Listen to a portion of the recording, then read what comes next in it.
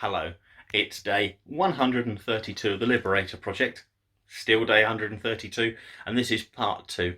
And I've come from the car and filming in my kitchen again. Now, I know we do a lot of videos in my kitchen, but it's a very convenient spot because I've got a table here and I can reach for my props. So that's why I like filming here. And well, I looked at the first video and I was sort of quite horrified of how swollen I am today. Well, that's been my immune system at the moment. I took my injection a few days ago and it takes a little while for it to sort itself out. Hopefully I'll be back to normal very soon. If I was self-conscious, if I was worried about these things, I wouldn't make any videos. So, just have to get over it, and hopefully I'll be my normal, charming self, well, less swollen self, later in the week and the next few days. Anyway, coming from the car, I've decided to do some cooking. So today I cooked kasha, which is actually Russian porridge. Now, it's not like English porridge, which is a good job because I'm allergic to a lot of cereal crops. Well, I can eat them, I'm not technically allergic, I just avoid them because they're full of gluten. But I've got this, and this is, if you see on the label, I'll try and read it. It says, hang on, I should have actually written this out beforehand, but Perlovya si gov yad inoi. Well, that's pretty terrible Russian, but what it means is this is pearl barley with beef. Really, really tasty. We highly recommend it. And kasha is a very popular thing in Russia. I have a phrase which I'll tell you. Shichida kasha, prishcha nasha. I believe that's it. And what that means is cabbage soup and porridge, our food. So, I have a bit of a soft spot for all things Russian. You probably noticed that by now. But that's very, very tasty. And of course, it was I was cooking, so I had an excuse to crack open the McGuigan Chardonnay. Now, this is a dreadful, dreadful wine. However, rather disappointingly, this is actually the Liberator project favourite. So it sets a very, very low bar, and I'm hoping that in the next few weeks or months we can actually raise that bar to something a bit more pleasant. And Nastaravi. Nastaravi is actually Polish, but it works. Now, this wine is quite shocking on the first glass. But, after a few it gets a lot better. But obviously just having the one glass, that's a bit of a surprise to the system. But anyway, I think we can do better in the next few weeks. Now, I haven't just had a kasha today. I cooked a full English breakfast this morning, so I've done a bit of cooking. But I will only do cooking videos when they're, as I said before, first principles, but I meant when I'm cooking from ingredients, I will do a cooking video, just opening up tins and reheating them. Not very impressive, and not really a good excuse to crack open 3 bottles of cheap wine. But, next few weeks, I'll do some more cooking, if you're interested. So, right, I was talking about my relationship with the dominatrix. Now, in the last video, I sort of explained why we liked each other, why we started to go out. And, it's, there's 2 sides to every relationship, and she did have, some things going for her. It wasn't all bad, obviously, because, I chose to go out with her. So, hindsight's a wonderful thing. And what you got to realise is people that are, as you get older, the nice people and the sensible people get married, and it leaves a concentrated pool of people that are eccentric and weird. Yes, I'm single, don't say it. But, I'm moderate, and I explain, I share all my weirdness. But the people that are really weird get very, very good at hiding it, and through practice over the years, so they hide their insanity, and it takes a while before that comes through. But I'll come to that later. Well, today or tomorrow I'll tell you more about that. Now, we're going out. She was living in Luton, and I live near Watford in Croxley, and she was having huge problems with her landlord. you know, she reckoned she'd paid him, he reckoned he hadn't. It was just a disaster, and you know, it was all kicking off a bit. So she got a new place and she rented with some Polish people in Luton. Now, you know, she got one of her slaves to move her and everything, and she was there. But again, in the house, she was having a lot of problems with people. You know, there was arguments all the time, and usually over the cleaning.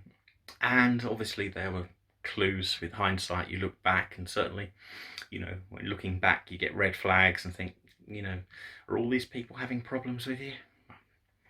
But you know, you only hear one side of the story.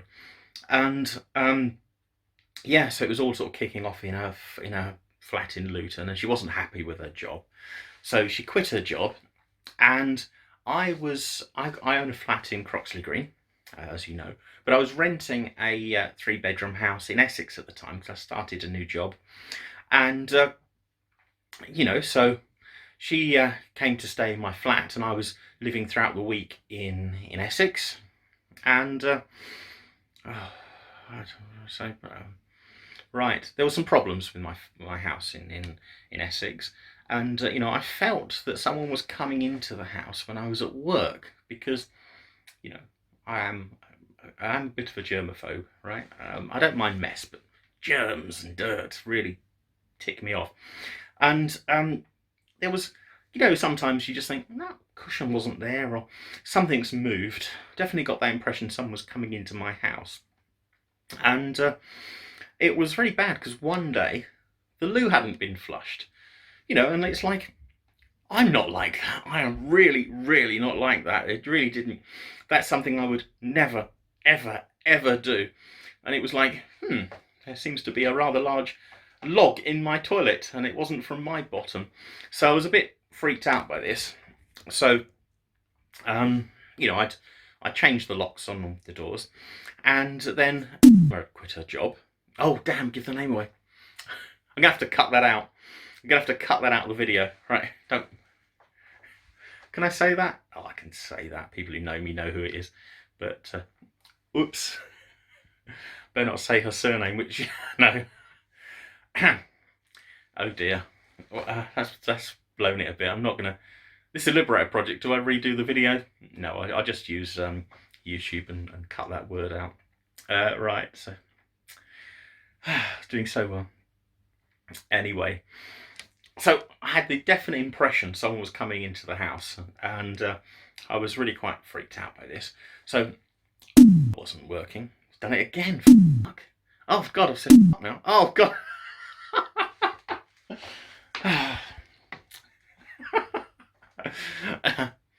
Yes, the Liberator Project is a very professional YouTube channel. We do take pride in our work here. Cheers. Zdraví. I will have to cut those words out in the edit. It's annoying because it takes ages to do that. It takes like 2 hours if you upload stuff to YouTube to do it. But anyway, we haven't got the technology otherwise. On the Estonian laptop, we are lacking the technology on this channel. So, right. So, anyway, as this woman wasn't working, she came to stay in my flat in my house in Essex, and you know, I went to work, and then I got this phone call. It all kicked off apparently. She was in the house, and there was some strange man in the garden, so she'd rushed out with a large kitchen knife, grabbed him, was holding his large kitchen knife to his throat, and it turns out that you know, this was my landlord. He shouldn't have come round anyway, but obviously it was a bit of a fraught situation. But you know, it's good for her. I mean, I'm my sort of woman. I'm very impressed that she did that. But in a way, you know, it caused the knock-on consequences of that I had to deal with, because you know, the poor guy was really quite shaken up by it. You know, when anyway, so he wasn't happy with me after that, and I think he was quite. Yeah, I think it affected him really. He didn't expect that to happen. But he shouldn't. He's not allowed to just walk into my house. Especially not walk into my house and have a dump. So anyway, that was a bit of a fraught situation. I got phoned up at work, and it was, oh dear. Right, well anyway, the landlord claimed that my second payment for the rent was missing. Now he did that after 4 months, 4 months later. Now it was weird because I remember I went to the bank in Southwold and Ferris, and where I was working and living, and I paid the rent into the bank, and the cashier didn't give me a receipt. So I was walking out. I said, "Oh, you haven't given me a receipt." She goes, "Oh, it's all right. You don't need it because payment's gone through. I just checked." She goes, "Oh, the payment's gone through." And you know how it is. You're in a rush. You're at lunchtime. It's as far as you've done this successfully. But apparently the payment hadn't gone through, and I can only assume that she'd actually stolen it. Now, but of course, I started proceedings about this, but it was 4 months later. It was, they'd only keep the videotapes for a month in the bank, and there was nothing that could be done. They just said, well, it's your word against theirs, and you've got no evidence to back it up.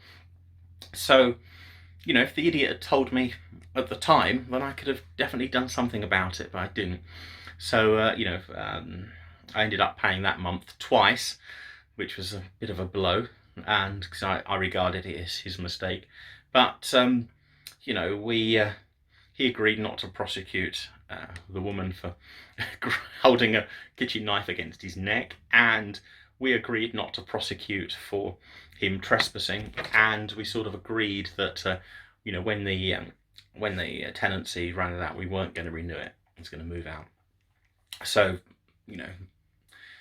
yes, I could have done other things, but you got to bear in mind I was really ill at this time in my life, and I didn't want to take on too many things. Like if I was fully healthy, and if I was my usual fighting self, then I would have, I'd have obviously been up for doing a lot more. But when you're seriously ill, you just don't want all this stress and hassle in your life. It becomes too much for you to there's too many things for you to deal with.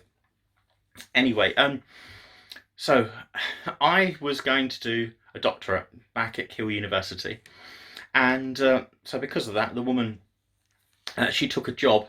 She got a new job in Newcastle under Lyme, and started to rent a house up there because that sort of made sense. And say I was going to do my doctorate there. I'd had it approved. I'll talk about this another time, but I had it approved basically. And so basically I was going to sort of sell the flat, use the money to fund my doctorate, and because I needed to, because even as a lecturer, I was getting about a quarter of what I was getting as a consultant or as an engineer. So I needed something to fund my life, and I really wanted to do this doctorate, but I'll probably talk about that another day. I've talked about my education before, but I'll talk about my specific doctorate because I thought it was really good, and I would have loved to have done it. But you can't just do things as sort of vanity project. You have to look at the overall thing and decide what's best in your life. And I was earning a lot more money than even the senior lecturers, so it wouldn't have helped my career, and it would have taken like 4 years out of my life. Anyway, that all became irrelevant because my health went so low that I couldn't do it anyway. But anyway, so she moved up to Keele, and I've got friends in the area. It was nice, and I really loved. I went to Keele University for my first degree. Beautiful place, manor house, beautiful parks, loads of squirrels. It's a really nice place to study, and I was really looking forward to doing some research there. But I'll talk about it another time. That didn't pay off. So now this woman was a big lass when we met, and but she had an eating disorder, and she would eat absolutely everything in the house. If there's any food in the house, she would eat it, and her weight absolutely blossomed. Now, she was never thin. I mean, she, size 18 is quite a big girl, and but she, weight shot up. She was like, went to size 24 or 26, or possibly more. And I